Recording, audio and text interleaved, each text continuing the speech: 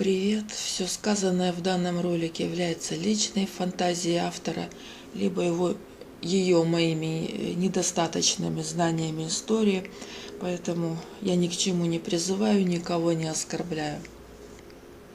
Я дикая фантазерка, мне хочется, чтобы мир был ярче, я что-то придумываю на ходу, чтобы было интереснее. Я заранее всех предупредила не относиться серьезно к тому, что я говорю. Но слушать увлеченно, я надеюсь, что видеть мир через фантастическую призму намного более классно. Очень хочу подойти к этой теме. Я целый день думала, какой бы формат подобрать, чтобы это не было, елки, рискованно. Надеюсь, я придумала, как это сделать. Я знаю, что жителям Russian Federation тяжело это все слышать. Я помню по прошлому удаленному ролику комментарии были такие, как бы это сказать, такие не агрессивные, но напряженные. Между строк очень ощущалось, иначе быть не может. Национальная самооценка – это часть личной самооценки. Но знаете, тут везде и всюду пробу негде ставить. Одни жестокие, другие лузеры. Тем не менее, зрители с той территории действительно слушают эту порой сложную для них, очень бывает некомфортную точку зрения, и я таких зрителей обесценивать ни в коем случае не буду. Я тоже удивлена тем, что нахожу. Мне сейчас история очень интересна. Я ее в школе, честно вам, или формат, чего-то не хватало. Галопом по датам это было что-то не то. И эта история такие вещи проясняет. И сейчас я включаю фантастику. Вы знаете, у меня появилась версия, это сухая гипотеза или моя фантазия сейчас, что за территориями, за людьми, за большими странами, за содружествами стран даже, может быть, есть какие-то особые мистические эгрегоры, какие-то сценарии, планы или планы в порядке рекомендаций. Они ведут эту историю не то чтобы диктуя, может быть, но направляя. Становление княжества Московского как территория, получилась такая большая территория с центром именно в Москве. У меня есть подозрение, что Москва является действительно цивилизацией, которая существует условных 500 лет, которая успешна. Ее сейчас нельзя рассматривать генетически, потому что предки, они же все-таки элита были, их предки имели возможность оставить много потомства, и потому никто не знает, у кого в родословной, может быть, у них очень много потомков, хоть и 7-я вода на киселе. Говорить о них как об обособленной группе именно по генетическому признаку будет, пожалуй, не получится, в общем. И все-таки Москва как программа, как компьютерная программа, как логика, как план, как сценарий, рекомендованный или не такой уж мягко рекомендованный, возможно, такое образование существует по сей день. Например, герб двухголовая птица. Почему этот герб используется сегодня? Дело в том, что нельзя было на гербе изображать что угодно. Мы сегодня в свою научную эпоху думаем, что герб можно просто нарисовать. Что у меня растет? У меня растет там пшеница или подсолнух, а я их нарисую. У меня много солнца, будет солнце, или у меня море, будет волночки. Сегодня гербы так рисуются, а в прежней эпохе герб не мог быть любым. Он переходил как эгрегор, как наследие. И двухголовая птица, двухголовый орел, он пришел в связи с Софьей Палеолог. Становление Московского царства происходит ключевое фактически при 4 царях. Василий II, которого ослепило его же окружение, изуродовало лицо, чтобы он не княжил, но он княжил. Далее Иван III, который женился на Софье Палеолог. Она очень знатного рода. Далее Василий III, который ведет интенсивное объединение земель. И Иван IV, которого мы знаем, как, в том числе как Ивана Грозного. Он будет первым, кто помазан на царство. Оказывается, вот эта тема с шапкой Мономаха, что она там какой-то особый атрибут. Оказывается, легенда про Рим, 4-му не бывать. Это все формируется, это все политическая манипуляция, которая формируется там и тогда. Разрабатывается идеология, которая объясняет, оправдывает, почему именно это родословное будет княжить. Сами они потомки московитов, которые пришли из устья Волги. Карл Маркс пишет о них как об абсолютно отдельном народе, они норманы предположительно. То есть они не славяне, их характер специфичный, и они, я сплю на новом месте, приснись жених невесте, они на новом месте вот именно думают, как выжить и как завоевать. Именно они берут у хана во времена татаро-монгольского ига, они берут у хана ярлык на княжение за то, что собирают дань собственных земель, типа облегчают работу и передают ее. Именно они придумывают нападать на русские города, чего те не ожидают, и так и получается объединение земель. Тут у всех сейчас будет спорная реакция в зависимости от того, кто по какую сторону границы находится. Может быть, это было политически оправданно и необходимо. Та эпоха действительно жестокая. Там вот описывать, кто с кем соревновался в жестокости. И ига татаро-монгольская, и турки нападали, и инквизиция не святая. Тут промежуток в 2 столетия, на их фоне даже граф Дракула – это спорный, очень спорный персонаж. Он, пожалуй, не будет хуже остальных. Румыны, кстати, к нему очень хорошо относятся, потому что он действовал именно в рамках интересов страны. Политическое вот это ощущение, оно всегда спорное. Если кто-то действовал в рамках твоей страны, то уже искажается восприятие. Если кто-то действовал против, то очевидно будет на 180 другое. Быть может искажение, быть может и как есть. То есть спорно тут сказать, они объективно классные, просто и прогрессивные для своего времени. Вот эти выходцы из Москвы. Или просто психопаты. Быть может, их такое жесткое объединение, а города славянские, русские, они сильно сопротивлялись, очень сильно. Быть может, это объединение послужило более скорому вытеснению татаро-монгольского ига. Может быть, было оправдано. Задним числом уже сложно сказать. Но что не получится пересказать, и это официальные вещи, это история, которая попала в учебники, которые я не читала. Но это те факты, с которыми спорить не получится, что их выделяет на фоне остальных, почему именно Москва объединяет территории. Они соглашаются собирать дань с русских территорий, и они нападают на русские территории, с которых потом собирают дань. В Новом Завете вообще это называется мытари. В Новом Завете к нам пришло послание об рекомендованном отношении к этому контингенту. Если согрешил брат твой, его моральная невменяемость доказана, да будет он тебе как мытарь.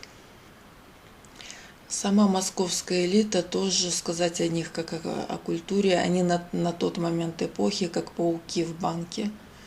Они друг с другом они готовы друг друга убивать за царскую роль.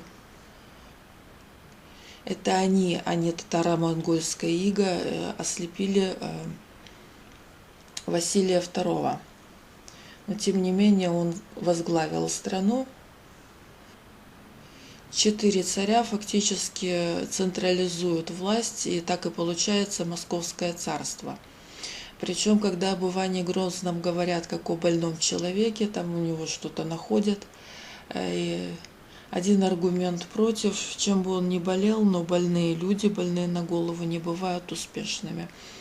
Это определение. Что бы он там ни делал, что бы он там ни чудил, это никогда не было ему в минус. Он обеспечивал безопасность своему управлению и комфортную систему, которая будет комфортна лично для него. До самой старости, чем бы он ни болел, он не был не в своем уме настолько, чтобы ухудшить свои условия. И еще одно, чем бы он ни болел, но программа, которую он делает, она полностью вписывается в общий сценарий того, что делает, вот то, что я сейчас назову этим самым эгрегором. И не признавать существование этой мистики, или что это, я не знаю, что это за план такой, не признавать его равно проиграть, как проиграл однажды дедушка Ленин. Как есть темная энергия, темная материя, вот эти вещи угадываются иногда. Учитывать надо. Что надо знать про эту Москву? Она как бы как какой-то социальный эксперимент, вот реально, и там есть определенный план. Вот обратите внимание, вот эта жесткая централизация. А дальше вот ожидание царя, оно на самом деле генетически неестественное, вообще вера в царя, потому что все города, на которые они нападают, там приходится устранять вечи. И нам даже через советские фильмы пришло, какие они плохие, вот эти бояре плохие. С боярами идет война, но бояры, купцы, это ж те, кто свои деньги делают сами. Они сами общаются с населением, от которого в том числе зависят их успехи. Они те, кто делают свои результаты, а царь мыслит тем, что расходует чужие ресурсы. Он нападает, захватывает, и дальше он распоряжается как бы не совсем своим. И вот хочу заакцентировать вот этот принцип, то есть условных 500 лет тому назад было сильно другое мышление у населения, сильно другая система управления, и не было такого центра, такой централизации.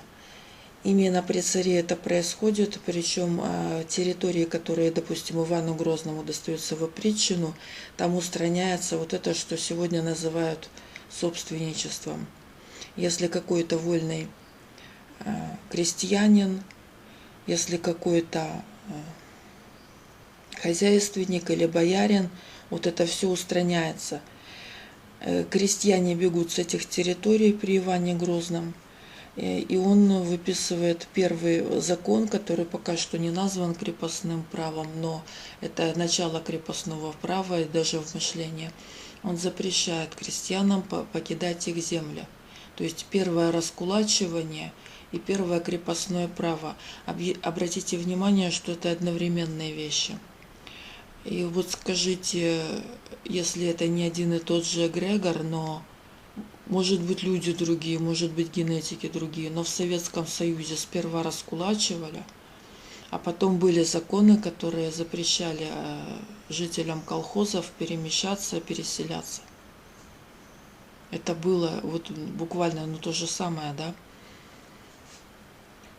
Это происходит при Иване Грозном, но он не сумасшедший, и все, что он делает, полностью в ключе общего сценария.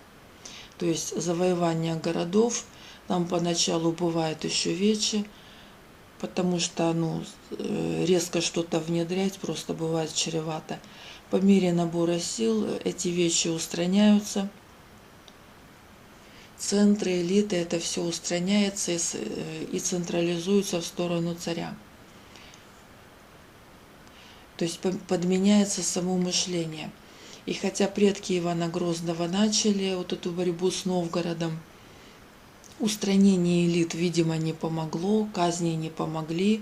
Раз Иван Грозный применяет впоследствии такую меру, что самый черный период Новгорода, когда там чисто перебивали население, младенцев привязывали к матерям, кидали в реку, и река была забита телами настолько, что там получилась пробка. И эта схема в последующем привела к заражениям и к эпидемиям. Раз пришлось прибегнуть к таким мерам, это знаете, о чем говорит? Население Новгорода, то есть не элиты какие-то, не родословные, а именно на уровне простых горожан, и даже вот эта мамка с младенцем, они все были очагами сопротивления, видимо. Зачем еще такие вещи делать? И любая война, даже если правитель психопат, это энергозатратные и дорогие вещи. Зачем такое делать? Он вот такими покорениями, кстати, подверг риску саму безопасность страны. Он всех ослабил, у него осталась только опричнина. Разумеется, на Москву на манеже одни и те же напали. Сейчас я, честно, не помню, турки или татаро-монголы. И здесь опять-таки двоякие случаи. То есть, с одной стороны, Иван Грозный ослабил страну вот этими репрессиями. Вроде бы ослабил, он всех нормальных убрал. С другой стороны, в наследие от того времени осталась вот эта самая централизация с перебитыми активистами. Те, кто еще мог бы сопротивляться, организовывать свои центры каким-либо образом. И таким образом централизация как наследие, как база для следующих таких вот мер, она осталась. Таким образом укатывалось как бы мышление населения. И когда в комедии, как там, Рязань брал, Астрахань брал, Казань брал, Астрахань брал, Шпака не брал, каждое из этих названий вот как раз с подобной историей, где было такое сопротивление, в том числе местных. То есть, говоря про татаро-монгольское иго, против одного хищника фактически появился другой. Этот другой тоже собирал дань, но вытеснил того. Хотя при татаро-монгольском иге существовали все эти вещи в Новгороде. Новгород был богатым, на него Москва пошла из-за серебра. Новгород был своевольным на уровне простых жителей. Это было при них. Было ли это к лучшему в целом для территории?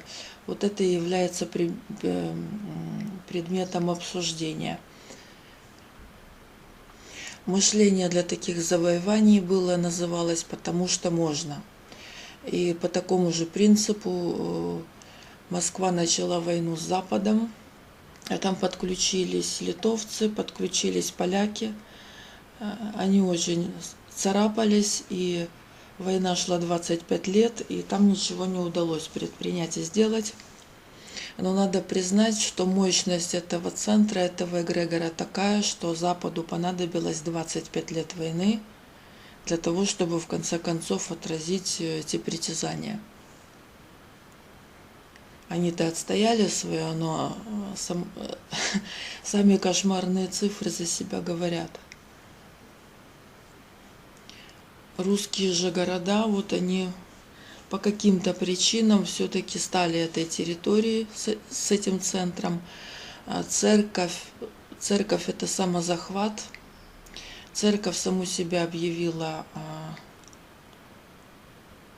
московским патриархатом. Там не было никакой соборности.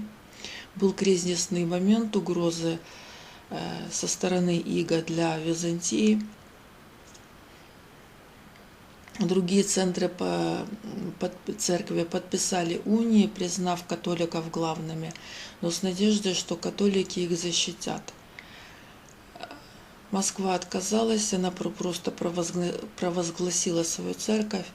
И вот очередная дуальность, кто из них прав, если там ожидания не сбылись, и все равно эта Византия была завоевана. То есть не смог католицизм, в общем, оправдать возложенные надежды. С другой стороны, Москва, которая смогла защитить себя, но это полностью их личное решение.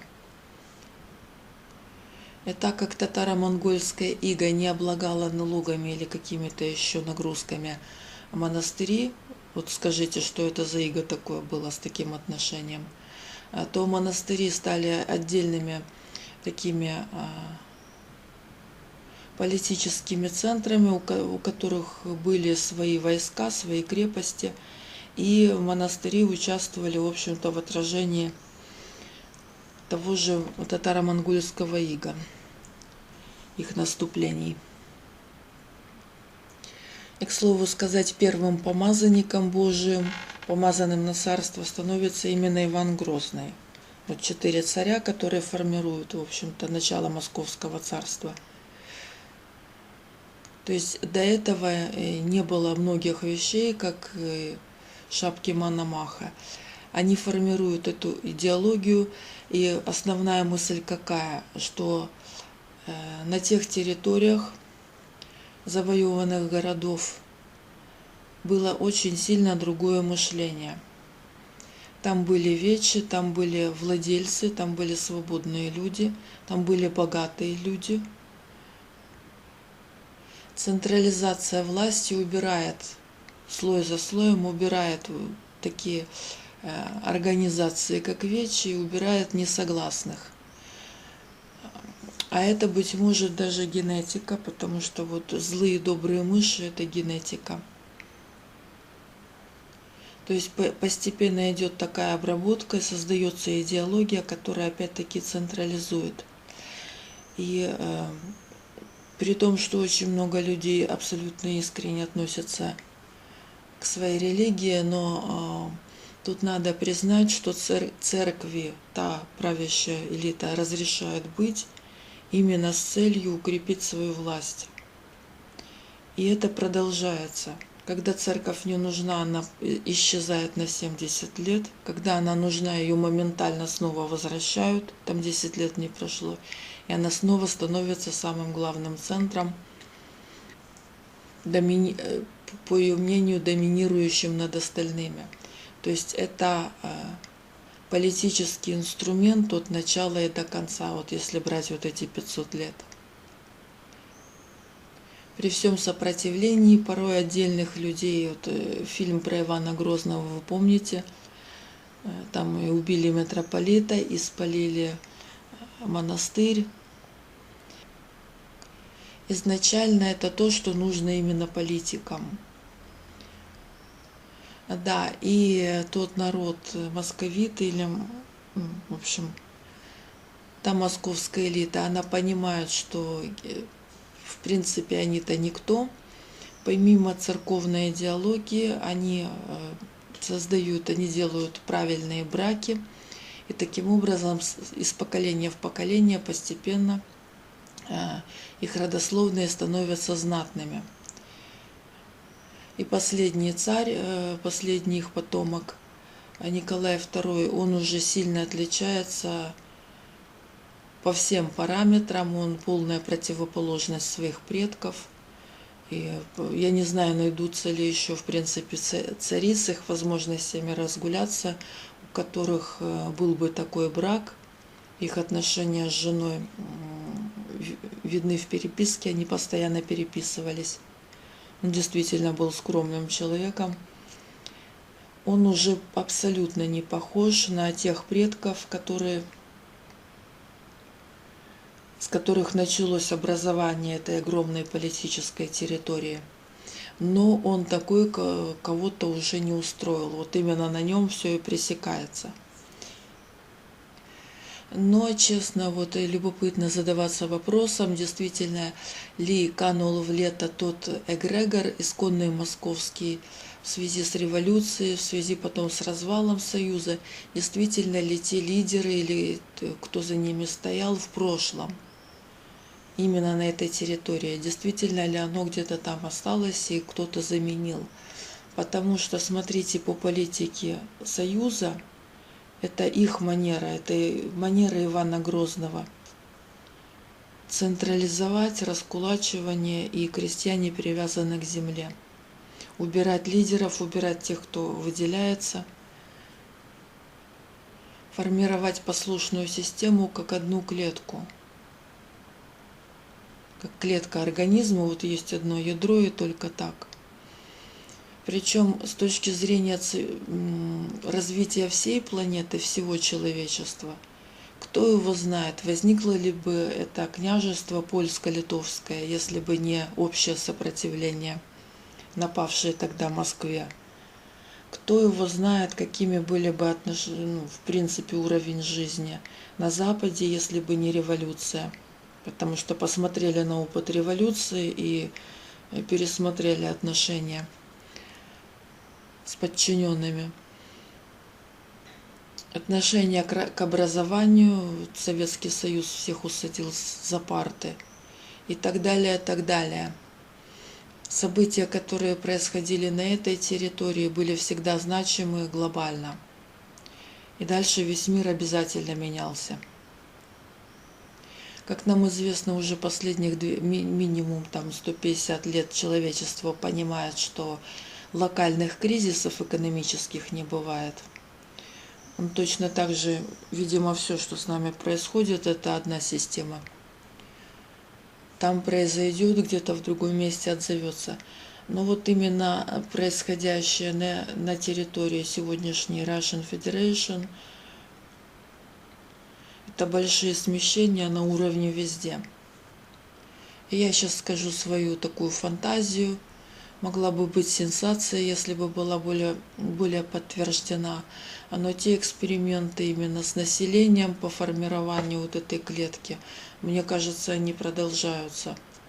Ведь скажите, почему до сих пор на гербе вот новое время, такое научное, такое условно-атеистическое, и в новое время старые гербы и старые боги на гербах?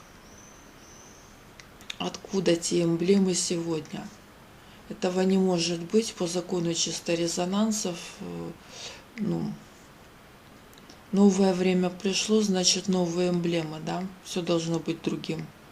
А мы видим старые символы. Я честно задаюсь вопросом, те старые времена, когда жили там дикие люди, которые что-то себе придумали и верили, те времена-то, получается, и не в прошлом. Это мы думаем, что новое время какое-то очень такое новое. А кто-то за кадром верит и устанавливает эти эмблемы. И двухголовая птица – это очень элитарно. Но напомню, что это шумерский символ. Если те старые времена никуда не ушли, значит остались и старые правила. И кто угодно не может нарисовать что угодно и назвать это гербом. Правильно? А если это так, то значит за кадром где-то еще существуют потомки Софьи Палеолог. Существуют эти родословные, которые, может быть, формально, но продолжают то ли управлять, то ли возглавлять, то ли как-то, в общем, присутствовать. Может быть, мы их не увидим в новостях, может быть, они не присутствуют как-то открыто, но эмблема есть двуголовой птицы. Кстати, всадник на коне – это герб, который был до этого, и получается, что два герба совместили, старое с новым, с условно новым. В общем, у меня такое впечатление, что это действительно какой-то план. Из того буйного Новгорода, где пришлось буквально перебивать простое население, чтобы их подчинить. из людей того мышления, постепенно перетекая в крепостное право, дальше в Советский Союз, где нет частной собственности. А дальше про наше сегодня, ну, уже вы можете судить, я комментировать не рискну. К чему ведет этот эксперимент и какой цели добивается. В общем, мы наблюдаем пока. И тогда на примере Ивана Грозного, который там везде войну устраивал, и сейчас действия выглядят хаотичными. Многие какие-то вещи кажутся проигрышными, кажется не в интересах государства, но государство снова и снова выживает. Оно выживает. Оно не теряет территории, хотя порой не удается откусить кусочек Европы, но оно продолжает существовать. Оно кажется некачественным со стороны. Историки смотрят и спрашивают, зачем это, зачем то. Вот советская эпоха, допустим, тоже репрессии. Дальше для того, чтобы отражать просто наступление немцев, буквально не хватает кадров, не хватает качественных людей, чтобы просто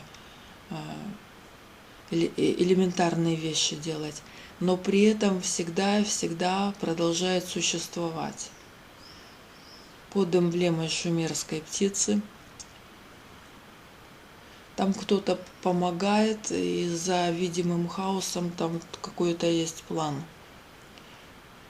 Ничего не воспринимайте всерьез, я все придумала на ходу. Что я нахожу странным? Вот есть вполне культурный царь, действительно что-то найти против него, пожалуй, сложно. Срезают. Дальше есть вот плановая экономика, которая на фоне хаоса остального, на фоне спонтанного мира, она контролируемая. Хотя и в дефиците, хотя там есть за что покритиковать. Но опять-таки ее срезают. Хотя это неправильно думать про историю, если бы ДКБ, вот если бы было не так, а если бы иначе. Все равно мне интересно рассмотреть еще один вариантик. Это родословная из Москвы, она скорее не норма, она случай. Вот если бы не было их, если бы не было этого случая, то как было бы? Мне кажется, что раздробились бы вот вокруг этих больших городов, появились бы свои государства, центры, то есть было бы много государств. Произошла бы постепенная ассимиляция с остатками ига татаро-монгольского, и получился бы какой-то средний вариант, и было бы много стран. Я думаю, что было бы так. И снова, вот знаете, похоже на то, что за политикой Москвы стоит какое-то чье-то авторство. Такими были мои мысли на сегодня. Пишите комментарии, ставьте лайк и до новых встреч.